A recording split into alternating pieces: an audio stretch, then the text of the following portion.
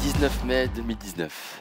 Je suis au départ du championnat du monde, de la finale du championnat du monde de descente de rivière. Ça se passe en Slovénie, sur la rivière Socha. Le parcours fait 800 mètres.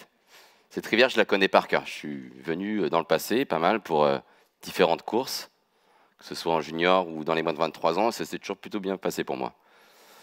Donc là, je suis au départ et c'est parti. Tout se passe bien, le bateau glisse bien, la cadence est bonne. Je sens que je suis dans un grand jour. Et là, je m'approche doucement de la première difficulté de la Socha.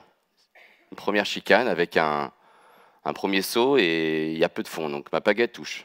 Mais je m'en sors pas mal. Juste après, une zone de relance. Jusqu'ici, tout va bien. Je sens que je suis dans, encore une fois, un bon jour. Il y a des jours comme ça où on sent que tout va bien se passer. Et là, je suis un peu dedans. J'approche du dernier virage, qui est un peu avec des sauts et des cailloux, où j'arrive au chrono intermédiaire également, où ça coupe à la 38e, et j'ai 0,32 d'avance sur mon collègue et coéquipier Lou Lapointe. Donc c'est un autre Français qui court et qui est mon adversaire et en même temps mon coéquipier. Donc c'était pour moi déjà un honneur, et j'ai cru entendre avec le speaker que j'étais quand même bien placé. Dernière ligne droite, là je relève un peu la tête, je peux souffler avant d'affronter la dernière difficulté, c'est la fameuse chicane, où certains ont pu bien se planter et moi je m'en sors pas mal. Dernière relance, et j'effectue le fameux lancer de bateau pour essayer de couper la ligne d'arrivée le plus vite possible. Je suis content, je suis heureux, je sais que quoi qu'il arrive, aujourd'hui je valide un podium sur ce championnat du monde. Parce que derrière moi, il ne reste plus que 2 personnes à partir. Il restera un Italien et le fameux Tchèque, Andrzej Rollek, qui est 9 fois champion du monde. C'est lui le favori. Mais moi, je sens que j'ai passé une bonne saison et que je suis vraiment dans un bon jour. Juste après, l'Italien, il ne va pas faire une super course. Il va même plutôt bien se planter. Et après, encore en arrière, le fameux Tchèque, qui sera en avance sur moi au chrono intermédiaire, mais qui va, sur sa fameuse dernière chicane, il va effectuer d'ailleurs une grosse erreur en touchant le caillou. Et donc la victoire me reviendra ce jour-là.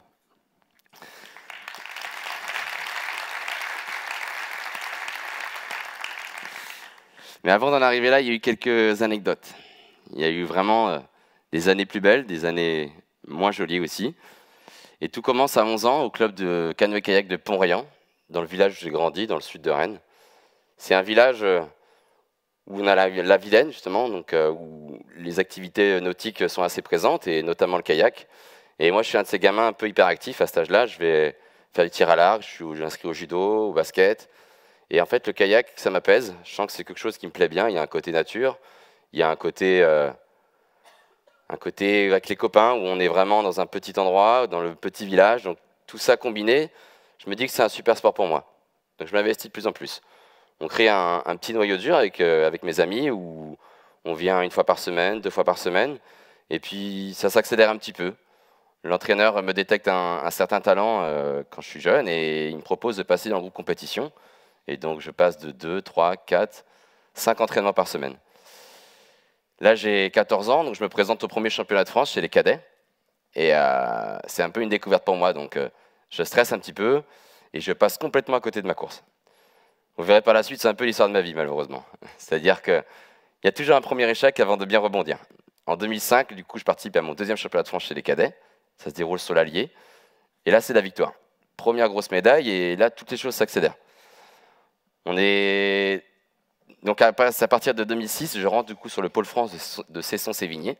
Donc, c'est une structure en fait qui rassemble les meilleurs sportifs dans un seul et même complexe afin de créer une émulation. Donc, 2006, je rentre donc de ce pôle France et j'intègre l'équipe de France junior, où j'effectue mes premiers championnats d'Europe en Bosnie, si mes souvenirs sont bons. Et encore une fois, des illusions. Je passe encore une fois à côté de la course. Il y avait beaucoup d'attentes. Beaucoup de gens se sont intéressés à moi en pensant que j'étais en pleine bourre, et malheureusement, ça se coupe en plein vol.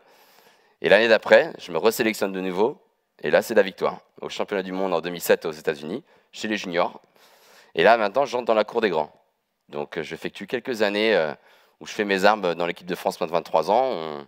On voyage beaucoup, surtout dans les pays de l'Est, mais aussi ailleurs, sur d'autres continents. Et un peu par surprise, en 2011, je me sélectionne dans les 3 meilleurs Français chez les grands en senior. Et donc là, le championnat du monde se déroule à Augsbourg en Allemagne, où j'effectue une belle 7e place. Content de moi, et j'ai pu enfin rentrer sur les fameuses listes du ministère haut niveau. Les listes du ministère, c'est quoi? C'est 4 listes, où en fait on passe de espoir à jeune, en passant par senior et élite. Ma discipline n'est pas olympique, moi je fais la descente de rivière. Donc c'est-à-dire que pour rentrer dans les listes seniors, il faut que je rentre dans les 8 meilleurs mondiaux sur un championnat du monde ou un championnat d'Europe. Et pour rentrer sur la liste Elite, il faut avoir un titre de champion du monde. Grâce à ça, ça m'a ouvert pas mal de portes. Les subventions déjà de la région, et ensuite un contrat d'insertion professionnelle pour les sportifs de haut niveau. Et j'avais trouvé à l'époque un magasin de prêt-à-porter à Rennes qui m'avait proposé ce fameux contrat, où en fait j'ai bossé pendant 8 ans, détaché à 50%. Une partie financée par la région et le département, et la fédération, et l'autre partie par le magasin qui m'employait. Ça m'a mis dans des belles conditions pour pouvoir m'entraîner pour la suite de ma carrière. Après 2011, qui s'est plutôt bien passé, on m'a tous parlé, enfin, dans le milieu du Canoë, on parlait tous du 2012 avec le championnat du monde qui était à Bourg-Saint-Maurice. Peut-être que certains d'entre vous connaissent, donc c'est en Isère. C'est une super rivière, c'est mondialement connu d'ailleurs. Et en arrivant là-bas, j'avais beaucoup d'ambition. Pas que moi d'ailleurs, tout le staff. Et tout le monde pensait que ça allait vraiment bien se passer, puisque c'était encore une fois une phase montante. Et là, malheureusement, le jour des sélections, je n'ai même pas pu me présenter sur ce championnat du monde, c'est-à-dire que je m'étais complètement planté le jour des sélections de nouveau. Et là, ça a été comme une grande claque. Je me suis posé la question si je devais continuer sans les subventions, ou alors continuer et retourner au club, dans mon petit monde, et c'était un choix qui était difficile. Donc je suis d'abord retourné au club quelques jours, j'ai discuté avec mes amis du club, et puis mon entraîneur aussi qui m'a détecté à l'époque. Et après concertation, on a tous les deux conclu que c'était quand même compliqué d'avancer sans les bonnes conditions. Et c'est donc à ce moment-là que j'ai pris le troisième choix. Je suis parti, je voulais partir, donc je suis parti aux États-Unis. J'avais un copain qui était à New York à l'époque, qui travaillait dans un restaurant, et je l'ai rejoint. Et on a passé 7 mois là-bas. On a fait nos premiers billets de 100 $ et on est sorti, on a rigolé. Mais je faisais du sport quand même au quotidien, mais je touchais plus de pagaie. C'était peut-être la fin pour moi à ce moment-là. Je ne savais pas vraiment. Et lui, il a voulu rester. Moi, je suis parti. J'ai continué mon tour. Donc, j'ai eu la chance de faire plus ou moins un tour du monde, quoi, l'Amérique du Sud. Je suis allé en Australie, en Nouvelle-Zélande, la Chine, toute l'Asie.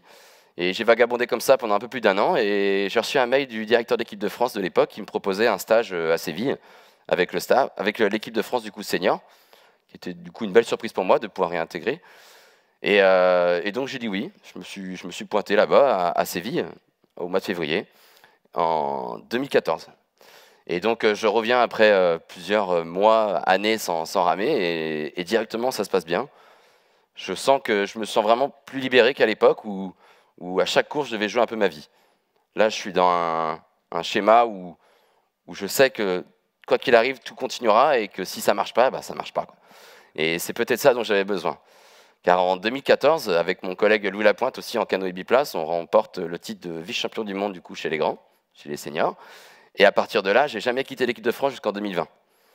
J'avais peut-être compris quelque chose, je ne sais pas ce qui s'est passé, mais en tout cas, chaque course était pour moi quelque chose de vraiment plus simple. Et je ne jouais pas ma vie à chaque départ. Et donc 2015 se déroule bien également, donc on devient champion d'Europe. 2016, on devient champion du monde pour la première fois. 2017, le championnat du monde était en France, à ce moment-là, à Pau. Pareil, un peu comme pour 2012, tout le monde en parle. On nous dit que c'est l'objectif de la saison et qu'il faudra être présent ce jour-là. Mais moi, maintenant, je suis détendu, je me sens bien. Donc je fais une très belle course où je termine deuxième. Et un peu à l'instar de 2011, où voilà, j'ai un peu vrillé derrière, j'ai voulu partir. Et à ce moment-là, j'ai pris mon vélo et donc je suis parti de Toulouse jusqu'à Athènes pour pouvoir un peu repenser à tout ce qui s'était passé. Un moment un peu de solitude, de un peu moins de 40 jours, où je revois un peu tout ce qu'il y a eu, les années passées et les choses qui sont bien passées et mal passées. Je reviens ensuite en 2018, une deuxième place de nouveau encore. Et 2019, l'année peut-être le summum en tout cas de ma carrière, où je remporte donc les 2 Coupes du Monde qui sont déroulées en Chine cette année-là. Je sortais tout juste d'un titre de champion de France et un titre de champion d'Europe, et cette fameuse course du championnat du monde. Ce jour-là, en fait, sans même le vouloir, je pense qu'il s'est passé quelque chose. Il y a eu un virage dans ma vie où j'ai validé une étape, en tout cas, de ma vie, justement, où j'avais besoin de tourner une petite page. Je ne le savais pas encore, mais j'avais besoin, en tout cas, de voir autre chose. Et là, petit à petit, les entraînements de 6 h du matin sont devenus de plus en plus durs. Les musculations tôt, tard, ou les sorties vélo de 4-5 heures, tout ça sont devenus de plus en plus difficiles. Et c'est à ce moment-là que j'ai commencé à amorcer ma pré-retraite. Et je me suis arrangé à l'époque avec la fédération du coup, de kayak qui finançait des formations pour les anciens sportifs. J'étais encore actif à ce moment-là, bien sûr. Et donc, j'ai intégré du coup une formation en ébénisterie, qui était un gros virage dans ma vie. une prise de risque, mais qui s'est avéré payant aujourd'hui car j'ai monté ma petite entreprise et tout se passe bien. Et donc, ça fait déjà depuis 2019. Le choix aussi d'être orienté, malheureusement, ce virage, par une crise que tout le monde a dû entendre parler en 2019, certains Covid. Et forcément, quand tous les stages et toutes les courses ont été annulés, je me sentais moins à mon aise et le fait de ne pas avoir la petite carotte au bout, ça m'a un peu bloqué. Et je me suis peut-être dit que c'était le moment de partir. Et là, j'ai pris ma décision. Et depuis le printemps dernier, donc, je suis un actif retraité, de la pagaie en tout cas. Et là, on va voir une photo de moi, du coup, à l'âge de 11 ans, où c'était mes vraiment premiers coups de pagaie. C'est une photo que mes parents ont retrouvée là, il y a peu de temps, que j'avais jamais revue d'ailleurs. Et quand je revois cette photo, je me pose cette question, vraiment, est-ce qu'à ce moment-là, je pouvais éventuellement croire ou espérer avoir ces 23 médailles en international et surtout espérer voir tout le pays et tout ce que j'ai pu vivre durant ces 20 années de kayak et ces 18 ans au niveau justement. Et alors là, je n'aurais eu aucune idée et j'aurais jamais signé pour ça. Mais si on me l'avait dit, c'est sûr que j'aurais dû signer pour ça.